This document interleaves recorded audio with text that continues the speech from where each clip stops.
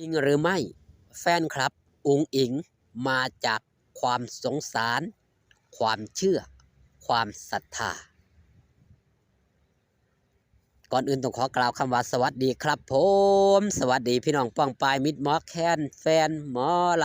ำแฟนคลับเอฟซีสาวน้อยเพชรบานแพงแฟนคลับเอฟซีลาน้อยอุ๋งอิ๋งสู้ขู่สู้คนนะครับเด้อหันมาพบมาพอทางกำช่องไทยซีเกตชาแนลมารายงานตัวครับพี่น้องอีกคลิปหนึ่งพบปะกับมิตรหมอแคนแฟนหมอลำเกี่ยวเนื่องจากแฟนคลับเอฟซีลาหน่อยอุ้งอิงหลายผู้หลายคนหลังจากที่ไทยซีเกตได้ติดตามเบิงติดตามแย่งก็เป็นแฟนคลับอีกคนหนึ่งครับที่ฮักที่แพงลาหน่อยอุ้งอิงมิตรหมอแคนแฟนหมอลำเสือหรือไม่ว่าแฟนคลับเอฟซีลาหน่อยอุ้งอิงเกิดจากความสงสารเกิดจากความรักเกิดจากความศรัทธาลาหน่อยอุ้งอิงตั้งแต่แรกเริ่มเดิมทีดังที่เฮาได้เห็นตามคลิปต่างๆครับพ่อแม่บ่ว่าจะเป็นช่องพ่อการชัยบ่ว่าจะเป็นช่องพ่อยุทธอีกหลายๆช่องหรือว่าช่องลักช่องใหญ่ที่ไปติดตามสอบถามข่าวสารเรื่องเล่าจากพ่อแม่บรรดาแฟนคลับ FC ที่มานั่งเบิงด้านหน้าเวทีสาวน้อยเพชรบันแพง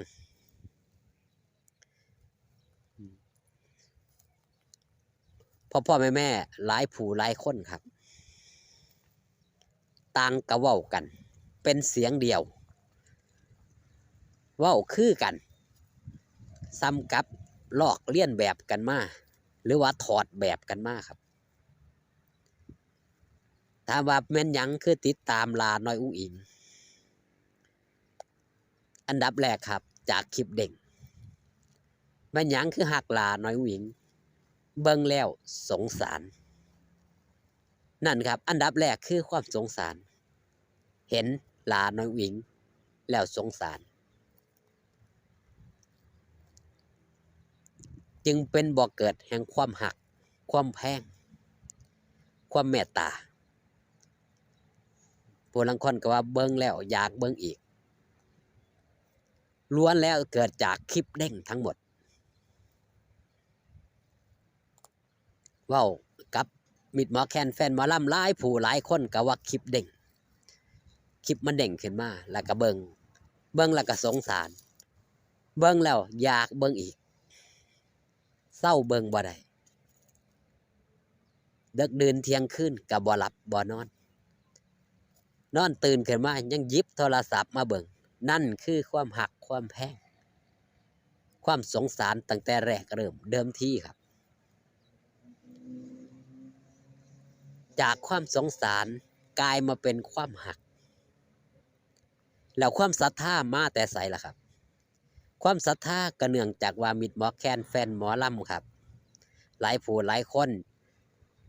ได้ประสบผลสำเร็จจากการบนบานศาลกล่าวก็ว่าได้การบนบานการเอ่ยชื่อหลาน้อยอุ้งอิง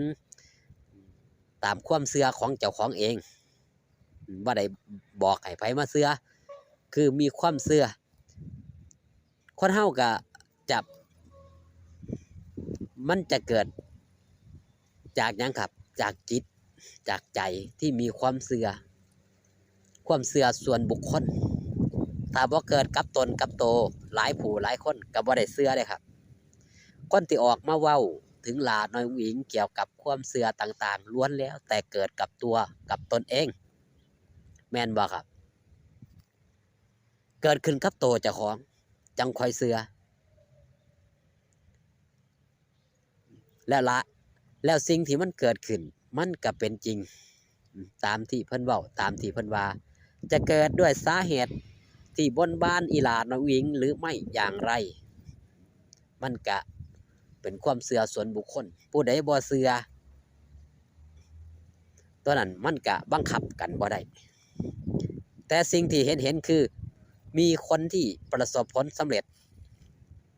จากความเชื่อเรานี่ครับจากการบนบ้านอีหลาน้อยอุ๋งอิงและก็มาแก้บนสิ่งที่เจ้าของสำเร็จ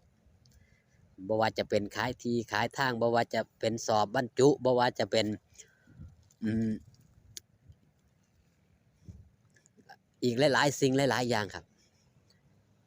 ที่มันเกิดขึ้นมันเป็นสิ่งที่การันตีถึงความสำเร็จดังนั้นมิตรหมอแคนแฟนหมอลำหลายผู้หลายคนสำเร็จจากสิ่งที่ได้เว้าไว้กับหลานน้อยอุ๋งอิงก็เลยได้นำครับนำเงินมาเฮ็ดมาหลอกมาไล่โอนไปให้ก็มีเอาไปให้กับตนกับโตเองก็มีฝากผ่านพอการใช้พอยุดก็มีนั่นมันเกิดจากทั้ง3สิ่งนี่ครับทั้งสงสารความรักความศรัทธายิ่งเป็นหยังครับยิ่งเป็นศาสตร์แห่งโตเลขหลายผู้หลายคนแห่งศรัทธามาพบมาพ่อลาน้อยอุ๋งอิงบ่ถามหยังเป็นอันดับแรกตามที่ได้ยินตามที่ได้เบิ่งตามที่ได้แย่งลาเลขออกตัวใดงวดนี้ออกตัวใดจังสันจังสี่แม่นบ่ครับจับไม้จับมือถามหาเลขโลด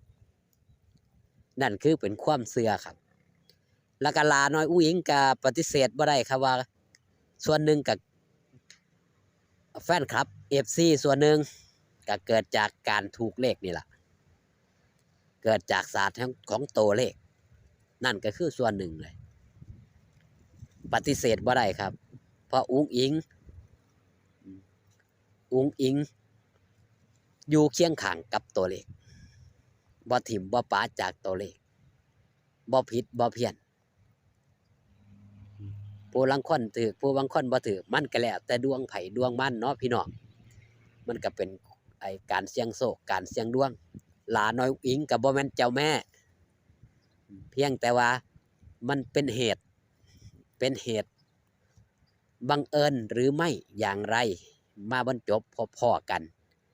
กับดวงวาสนาของผู้ที่ถึกนั่นละสำหรับคลิปนี้ฝากตอนมิตรหมอแคนแฟนหมอลำในเรื่องเกี่ยวกับความสงสารความหักความศรัทธาในโตลาน้อยอุ๋งอิงเอาไว้แต่เพียงสำนีขอบคุณที่เข้ามาเบิ่งขอบคุณที่เข้ามาแย่งพ่อกันคลิปหน้าสบายดีครับผม